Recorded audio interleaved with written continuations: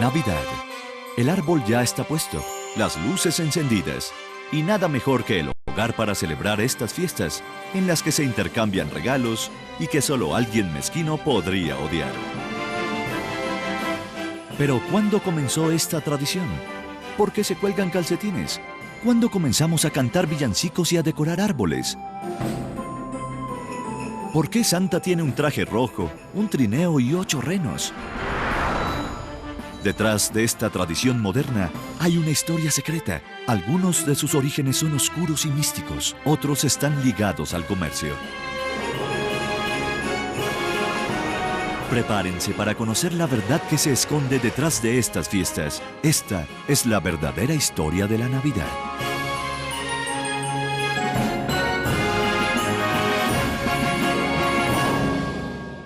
Well, it's beginning to look a lot like Christmas everywhere you go.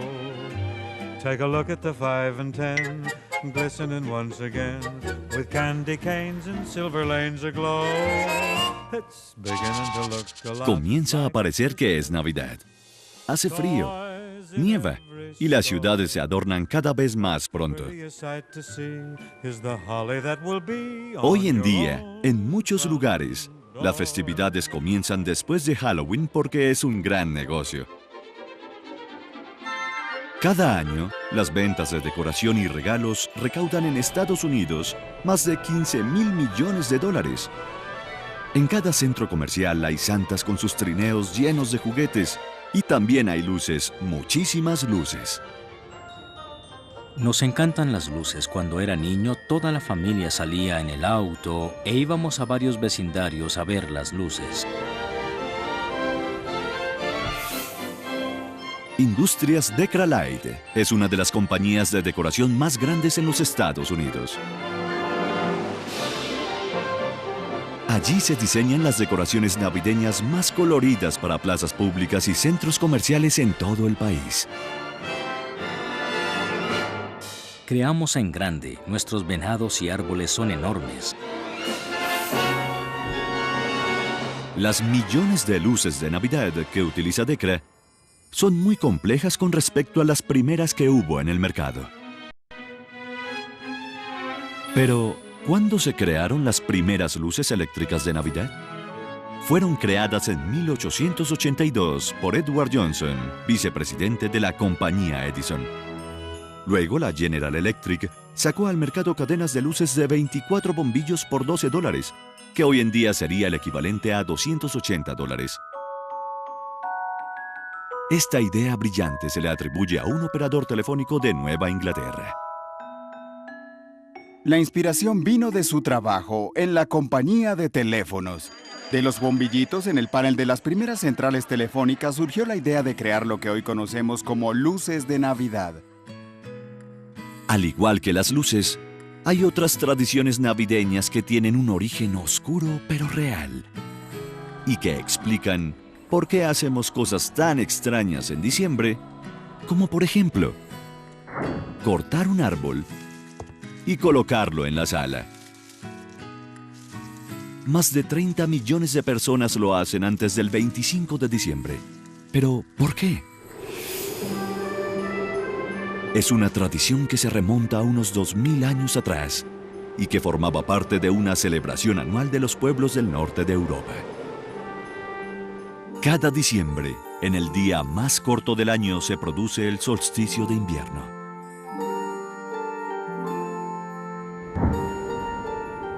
Era el día más oscuro del año, pero al mismo tiempo representaba la esperanza de días más largos.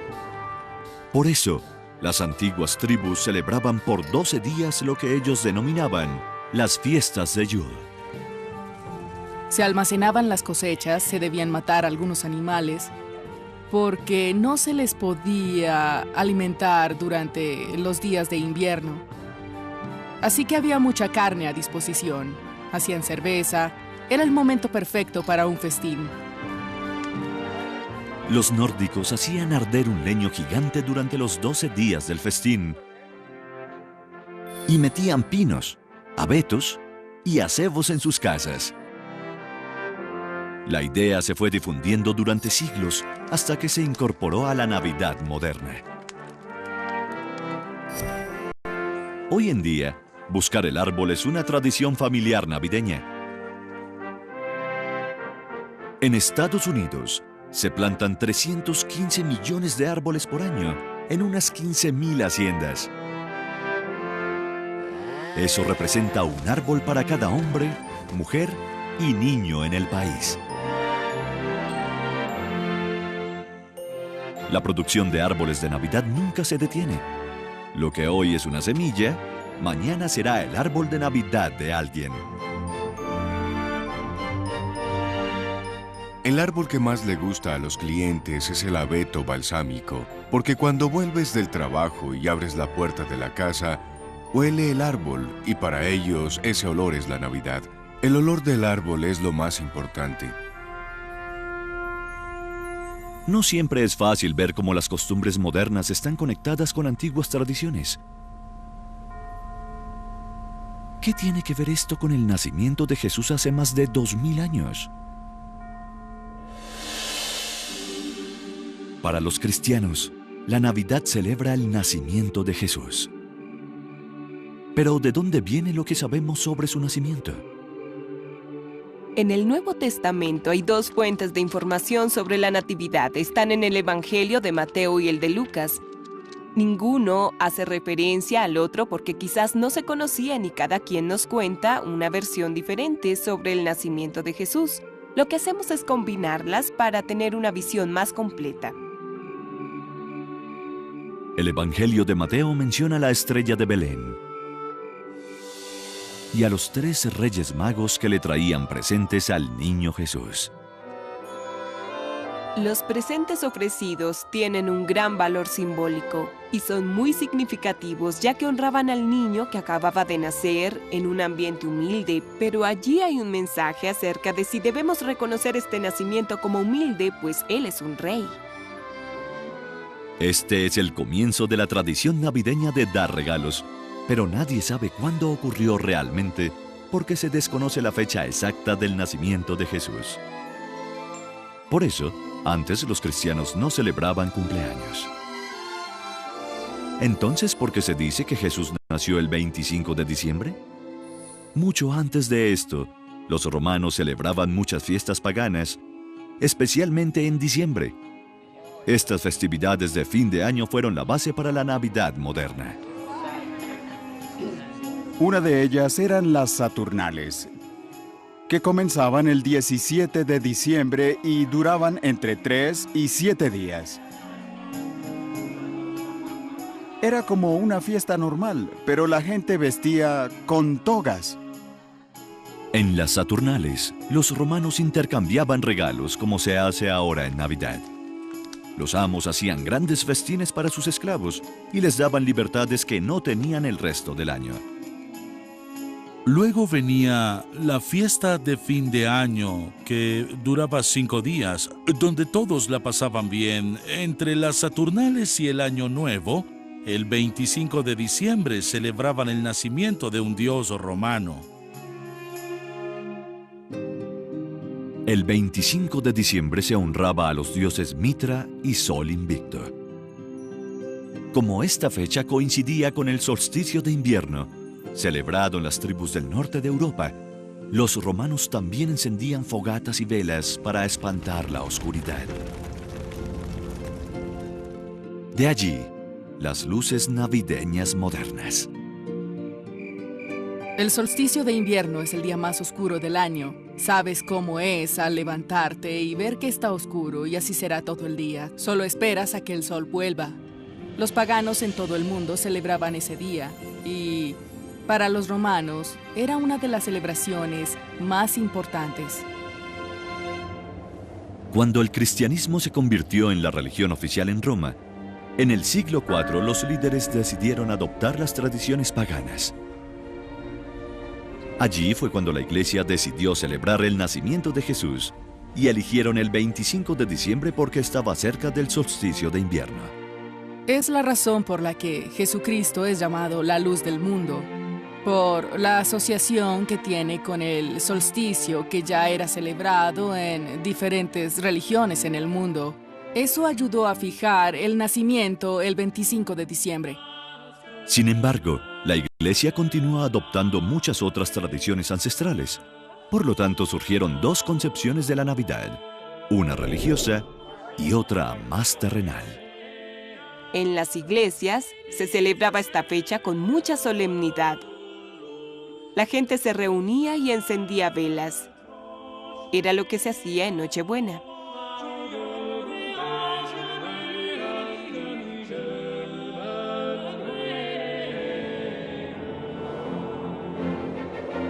Pero fuera de las iglesias, en las casas y en las plazas, la Navidad era vista como una festividad para embriagarse. A la larga, esta manera profana de celebrar se impondría a la religiosa. Y eso llevó a los protestantes a prohibirla en cualquiera de sus formas.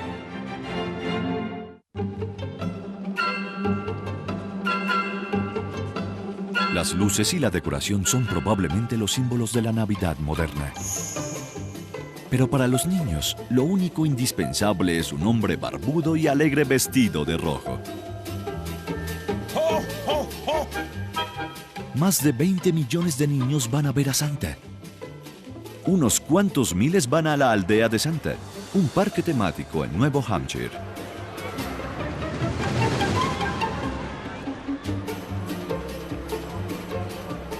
Allí, los niños pueden acariciar un reno real.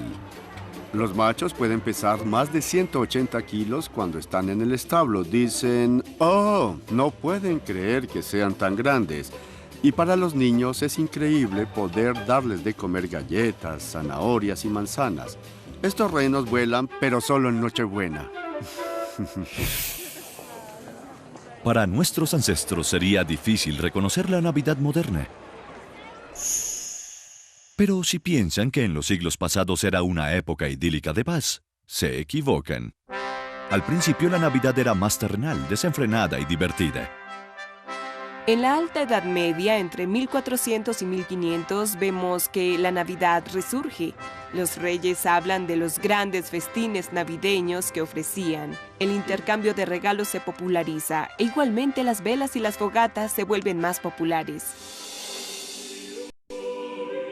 Sin embargo, la Navidad también era una festividad solemne para orar en la iglesia. Tanto la versión religiosa como la secular tenían estilos musicales diferentes, como hoy en día. En la iglesia había himnos, que era música sacra con letras en latín. Este estilo evolucionó gradualmente en el siglo XII hasta convertirse en villancicos. Se cantaban en la lengua vernácula y no en latín. A la gente le encantaba cantar estas canciones en grupos y poco a poco se dejaron de cantar en la iglesia. Pero cantar villancicos en el medioevo también incluía la bebida. Los parranderos iban de casa en casa cantando villancicos y bebiendo ponche hasta que terminaban ebrios. Así que la Navidad no era una festividad solemne, ni bíblica, ni religiosa. En sus comienzos, la Navidad era más bien una celebración de carácter liberado y desenfrenado. Hacia el siglo XVII, los protestantes estaban hartos de las tradiciones escandalosas de la Navidad. Decidieron que la festividad era solo diversión y la prohibieron totalmente. Pero, ¿cómo podía ser prohibida la Navidad? Había una especie de rechazo a la Navidad. Los protestantes no querían celebrarla y la repudiaban por ser una invención católica, algo que la Iglesia Católica había permitido. En Inglaterra, la Navidad fue prohibida por un tiempo, pero no duró mucho. Años más tarde, volvería una versión de la Navidad más recatada. Sin embargo, la Navidad también pasaría por momentos difíciles en el Nuevo Mundo a comienzos del siglo XVII, pues los puritanos colonos ingleses veían la festividad con recelo. Y cuando los colonos europeos llegaban a Norteamérica, La recién fundada colonia puritana de Massachusetts exigía no participar en la festividad y en 1659 también prohibió la Navidad. Los puritanos de Nueva Inglaterra conocían muy bien la asociación con las celebraciones paganas del solsticio de invierno y querían evitar relacionarse con esto a toda costa.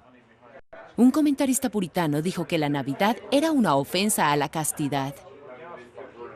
Y otro en Boston dijo que los hombres deshonraban más a Cristo en los 12 días de Navidad que en todo el año.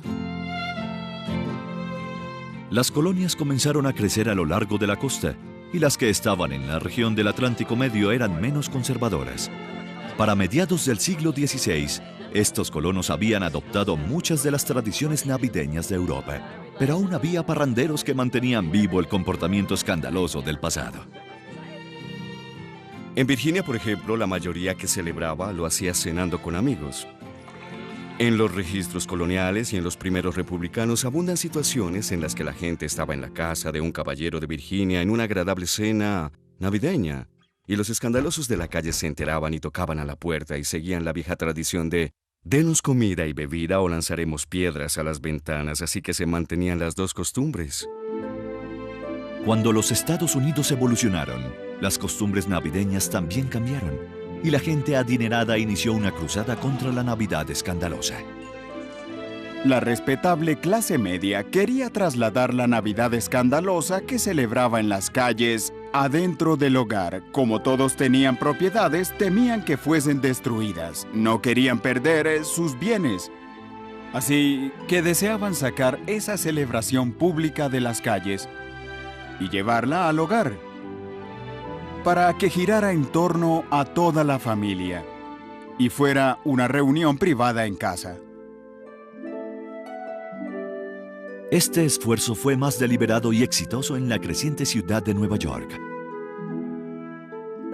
Sus fundadores, los holandeses, adoptaron sus viejas y populares tradiciones navideñas. Uno de ellos, un profesor con dotes para la poesía, cambiaría el concepto de la Navidad para siempre.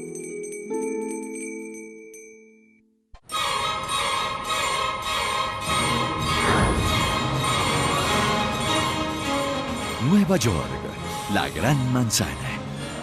La ciudad que nunca duerme. ¿Lugar de nacimiento de la Navidad? Sí, la ciudad de Nueva York. Más que cualquier otra, dio forma a la Navidad y la convirtió en la celebración secular que hoy conocemos.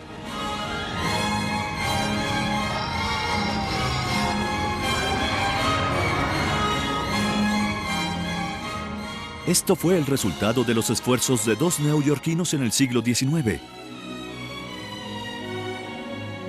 Ellos reinventaron la Navidad y crearon las costumbres actuales.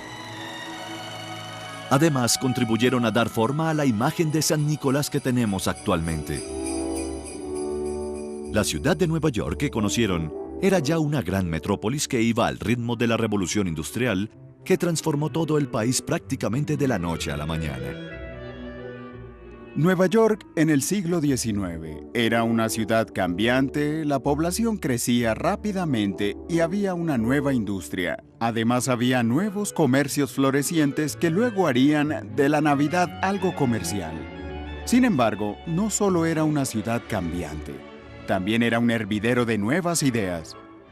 Clement Clark Moore, profesor de literatura griega y oriental, tuvo una idea que cambiaría la Navidad para siempre.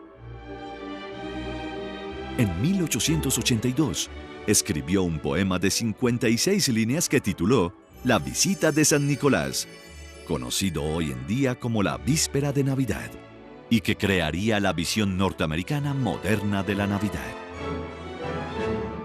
Lo interesante del poema de Moore es que depuró varias tradiciones de comienzos del siglo XIX.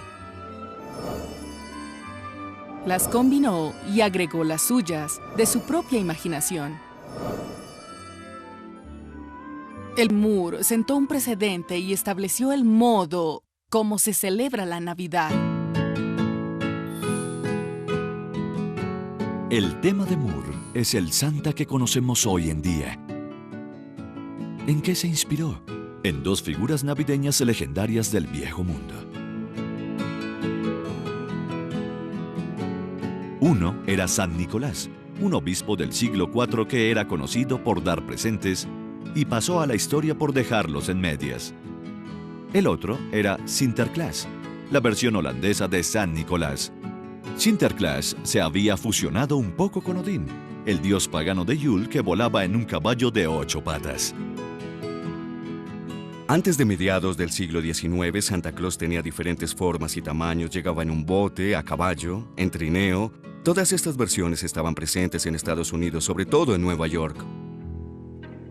Ambas leyendas del viejo mundo eran ricas en detalles, muchos de los cuales Moore dejó por fuera. Una de las omisiones fue el compañero de San Nicolás. Un personaje bizarro, oscuro, como un demonio que castigaba a los niños malos. En el norte de Europa había una figura demoníaca que acompañaba a San Nicolás. Tenía cuernos, una larga lengua roja, cubierto de pelo con cola y pezuñas. Entraba después de San Nicolás y hay una escena en particular en la que dos niños se esconden porque afuera está esperando Krampus. Pero el San Nicolás de Clement Clark Moore representaba solo bondad y le añadió muchas más características.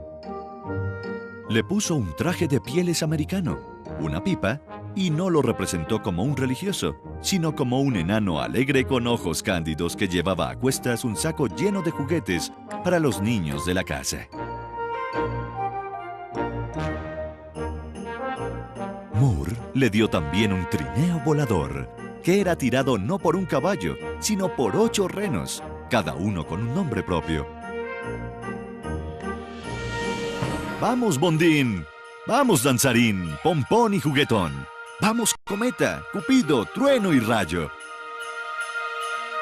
El poema de Moore cautivó a los estadounidenses del siglo XIX y creó una Navidad diferente que no era ni pagana ni religiosa, sino centrada en la familia. En los siglos subsiguientes, los artistas expandirían la imagen dada por Moore, pero la suya prevalecería. Un aspecto interesante del poema es que los editores hicieron un cambio en la última línea. En la versión original de Moore decía Alegre Navidad para todos y una noche buena. Pero la mayoría de los editores cambió Alegre por Feliz. Aunque el Santa de Moore era todo un ícono, no estaba tan completo como el que conocemos hoy en día. El de Moore no vivía aún en el Polo Norte. No tenía una fábrica de juguetes ni elfos trabajando en ella. No recibía las cartas de los niños y no llevaba una lista de los niños buenos o malos. Entonces, ¿de dónde proviene todo esto? De la visión de otro neoyorquino, el ilustrador Thomas Nast, quien modificó el Santa de Moore y nos dio la versión final que pasaría de generación en generación. Thomas Nast fue un gran ilustrador del siglo XIX. Creó muchas de las imágenes que hoy conocemos, por ejemplo, la del asno del Partido Demócrata y el elefante del Partido Republicano. La imagen del tío Sam que todos conocemos también es creación suya. Y también fue quien nos dio la imagen actual que tenemos de Santa Claus. En 1862, la revista Harper's Weekly, una de las más populares, contrató a Nast para que hiciera las ilustraciones de Navidad. Y él decidió transformar el enano alegre de Moore en alguien alto y grande. Se convierte en el abuelo con barba blanca porque esa era la imagen de alguien adinerado en la época victoriana. Vestía un traje rojo con ribetes blancos, botas negras, cinturón con hebilla y una pipa. La imagen de Santa aportada por Nast se mantuvo y fue haciéndose cada vez más detallada. Nast lo reinventaba cada año. Él creó muchas de las cosas que asociamos con Santa Claus. Por ejemplo, la lista de niños buenos y malos, la casa en el Polo Norte, y así se afianzó la imagen de Santa Claus.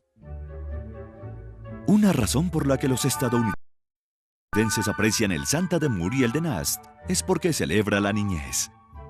Fue apenas durante la Revolución Industrial que se comenzó a ver a los niños de manera distinta. Hay que recordar cómo eran vistos los niños a comienzos del siglo XIX. Los vestían como adultos y debían comportarse como tales. A mediados de ese siglo, las cosas comenzaron a cambiar. Todo se volvió más hogareño. Los niños se convirtieron en el centro de la sociedad victoriana y eduardiana. A mediados del siglo XIX, el árbol de Navidad, una variación de la costumbre nórdica de llevar a la casa árboles verdes, se convirtió en el símbolo central de la Navidad norteamericana debido a una fotografía. El 23 de diciembre de 1848, la revista The Illustrated London News publicó una imagen de la joven reina Victoria y el príncipe Alberto con su familia alrededor de un árbol de Navidad, que era parte de la tradición alemana de Alberto. Inglaterra quedó fascinada de inmediato. 2 años después se volvió a publicar la misma imagen de la reina Victoria y el príncipe Alberto en una popular revista de Estados Unidos, con un par de alteraciones. Eliminaron la corona de la reina y al príncipe le quitaron el bigote para hacerlos parecer más estadounidenses. Esto con el fin de decirle a la clase media norteamericana que compraba la revista que esta era una buena tradición para sus hogares. El árbol de Navidad había llegado oficialmente a Estados Unidos. En 1856, el presidente Franklin Pierce mandó a colocar uno en la Casa Blanca. Así, el Santa Claus rediseñado y amigo de los niños y el árbol de Navidad decorado contribuyeron a transformar la Navidad.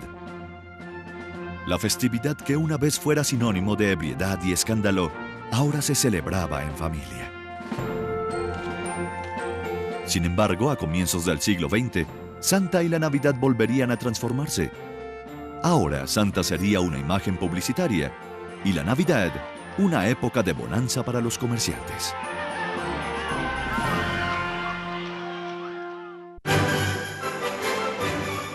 Para 79 millones de compradores, la temporada navideña comienza luego del Día de Acción de Gracias, cuando se inicia la batalla de comerciantes que llaman el Viernes Negro.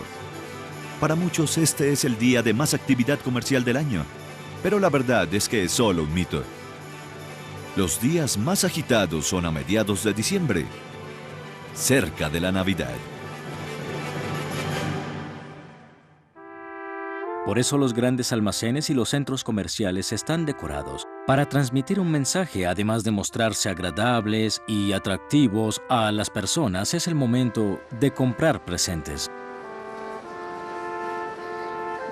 ¿Por qué la Navidad se volvió tan comercial?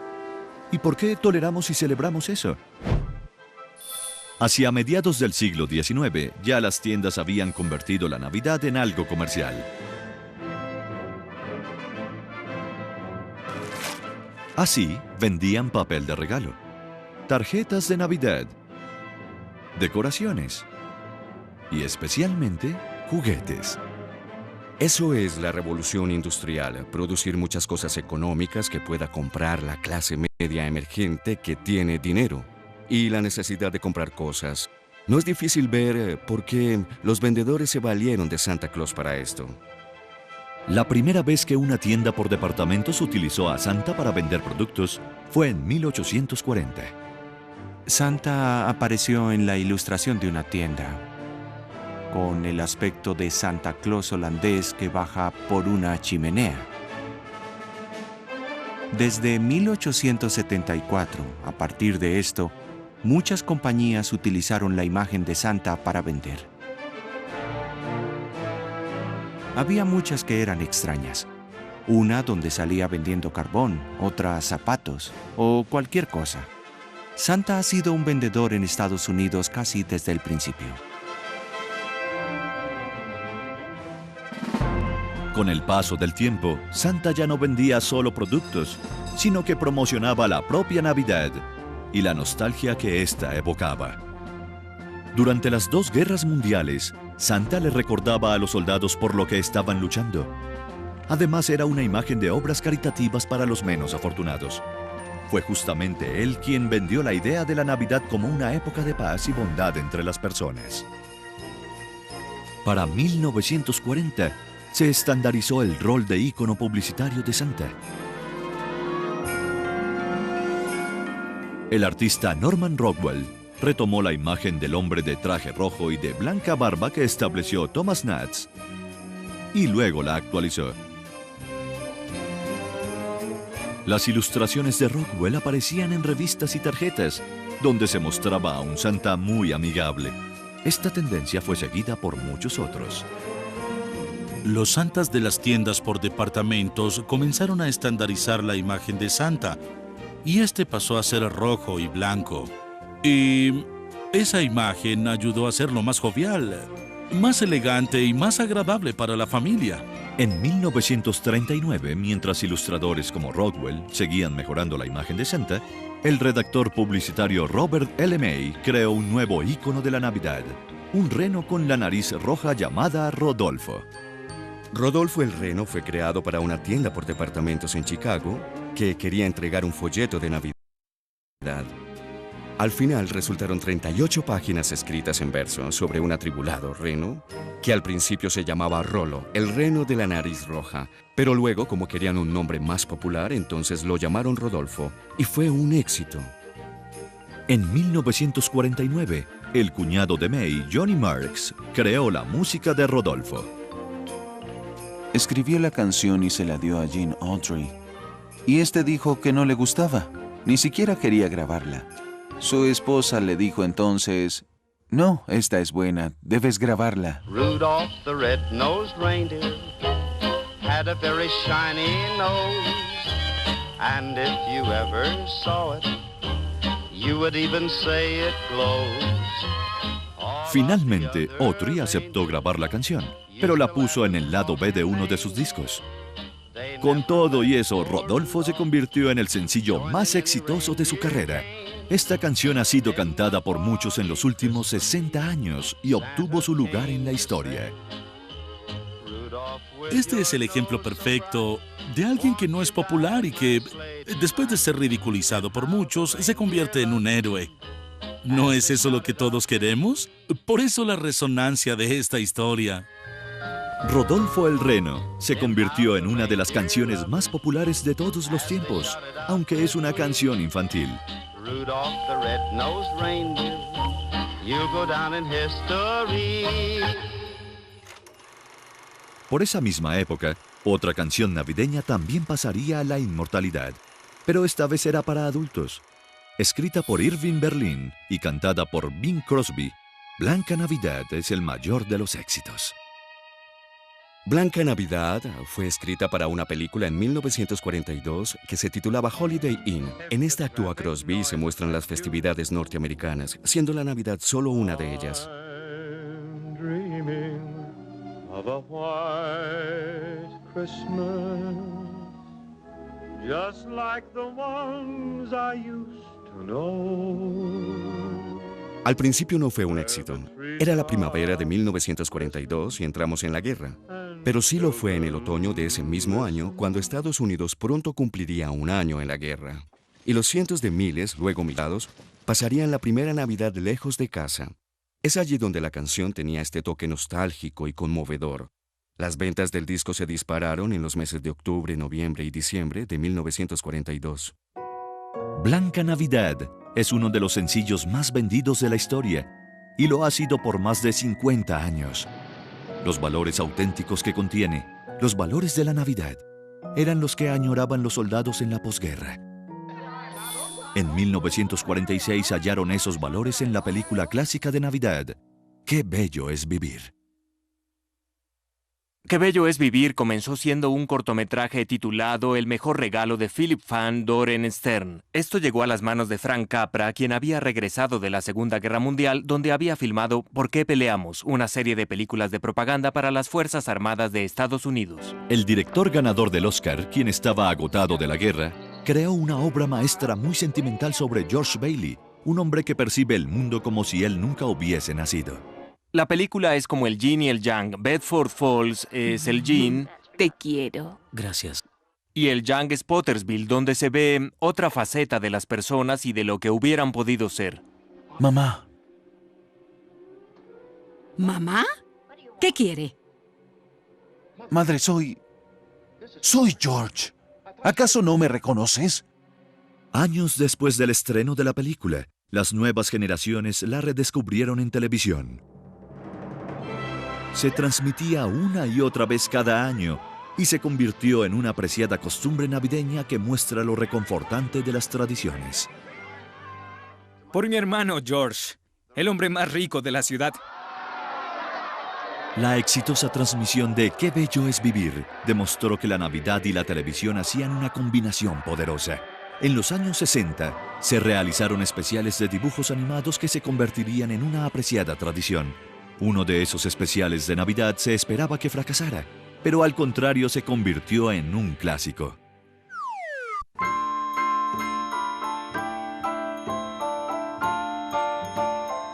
La Navidad en Estados Unidos ha evolucionado con los siglos al ritmo de los cambios que ha experimentado el país.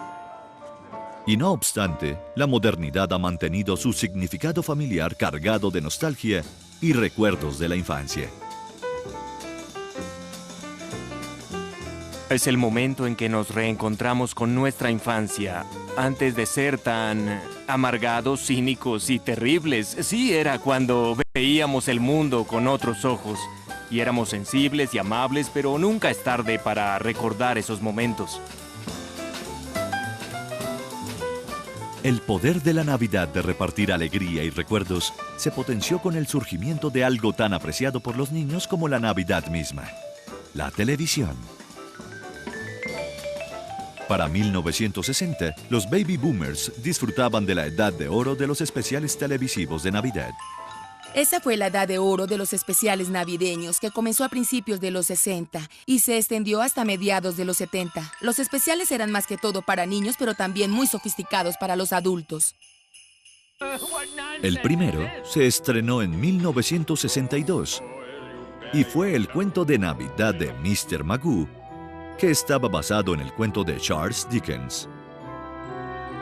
Si lo vemos críticamente, es una combinación extraña ver a Mr. Magoo en una historia de Navidad porque en la película interpreta un papel dramático de un clásico de la literatura. ¿Navidad? ¡Ja! ¡Solo patrañas! ¡Feliz Navidad! ¡Qué Navidad ni qué nada! Si fuese por mí, le cortaría la lengua a todos los imbéciles que digan ¡Feliz Navidad! Y se las clavaría en el pecho. ¡Sí, señor! ¡Eso haría! ¡No! ¡Patrañas! Es una de las mejores versiones de un cuento de Navidad. Después del cuento de Navidad de Mr. Magoo, vinieron otros especiales de Navidad animados que harían historia. Por ejemplo, Rodolfo el Reno, Frosty el Hombre de Nieve y Santa viene a la ciudad. Permíteme hacer algo de magia. Y cómo el Grinch robó la Navidad. Sin embargo, en 1965 vendría un chico que buscaba el significado de la Navidad y que superaría a sus antecesores. En 1965 nos llamó la agencia de publicidad McCann Erickson, que representaba a Coca-Cola. Nos preguntaron si habíamos pensado en hacer un especial de Navidad de Charlie Brown y mentí. Le dije que sí. Entonces llamé a Sparky, así le decimos al señor Schultz. Y le dije, acabo de vender un especial de Navidad de Charlie Brown. Me dijo, ¿qué es eso? Y le dije, lo que escribirás mañana. Mendelssohn y el animador Bill Melendez tenían que crear un especial de Navidad animado de 30 minutos en solo 6 meses. Tomaron decisiones creativas radicales como usar a niños actores para las voces. Yo tenía 9 años, los demás tenían 7, 8 años. Estábamos en el estudio de acá para allá, jugando con los instrumentos. Era el mismo estudio donde ellos, The Doors, estaban grabando su álbum. El trabajo progresaba, pero el tiempo se estaba acabando. Lo finalizamos justo una semana antes de que saliera al aire. Lo llevamos a la CBS y a algunos ejecutivos no les gustó. Pero lo iban a emitir porque ya estaba pautado para transmitirse en 4 días. Y nos dijeron que igual sería un fracaso. Al superar todos estos obstáculos, es increíble que haya salido al aire. Uno de los problemas era la insistencia de Schultz en citar la Biblia. ¿Alguna vez alguien le dijo, ¿crees que en algún momento podemos animar a un chico a leer la Biblia? ¿Crees que podemos superar esto? Y él respondió, si no lo hacemos nosotros, ¿entonces quién? ¿Acaso alguien sabe de qué se trata la Navidad? Claro, Charlie Brown, yo te diré de qué se trata la Navidad. Y había pastores en la misma tierra que velaban y guardaban las vigilias de la noche sobre su ganado. Y he aquí, el ángel del Señor vino sobre ellos. Lo presentamos en un formato muy sencillo. Y la forma como ese maravilloso actor Chris Shea lo leyó convirtió la historia en uno de los momentos imborrables en la historia de la animación. Que ha nacido hoy en la ciudad de David un Salvador, que es Cristo, el Hijo del Señor. El éxito de la Navidad de Charlie Brown demostró una vez más que la parte religiosa y la secular de la Navidad le dan a esta festividad su magia. De eso se trata la Navidad, Charlie Brown. Desde hace medio siglo que Linus pronunció esas palabras memorables, la Navidad ha seguido adaptándose a los tiempos cambiantes. En 1968, la tripulación del Apolo 8 pasó la Navidad en el espacio mientras el hombre orbitaba la Luna por primera vez en Nochebuena. Terminamos deseándoles buenas noches, mucha suerte y una feliz Navidad. Dios bendiga a cada uno de ustedes en la Tierra. Recientemente, Internet llegó para revolucionar la Navidad con tiendas virtuales como Amazon. Y ahora, entre el nuevo léxico que manejamos está el lunes cibernético, que al igual que el viernes negro, es una fecha importante de compras. Es increíble. En los últimos 20 años ha habido una revolución en las compras navideñas. Hace 20 años ibas a los centros comerciales y tomaba mucho tiempo. Pero ahora solo te sientas frente al computador y con unos clics estás listo. Es más rápido y eficiente. Pero no es lo mismo. Al fin y al cabo, cada uno tiene su manera de celebrar esta festividad ancestral. Cada generación lamenta el significado actual de la Navidad. Siempre quieren volver a lo que piensan que era, y eso es lo gracioso del asunto, porque las tradiciones nunca son estáticas y nunca se parecen a lo que uno se imagina que fueron antes y que uno quiere preservar. En estos tiempos, el brillo de las luces navideñas y la televisión ayudan a que desaparezca el frío y la oscuridad del invierno, así como lo hacían las fogatas hace miles de años atrás. La gente crea festividades y las tradiciones son inventadas, pero estas tienen un significado cultural que se transmite por siglos. Lo más importante es el significado intrínseco, eso que nos hace vibrar y decir, sí, esto es una tradición y es lo que quiero celebrar.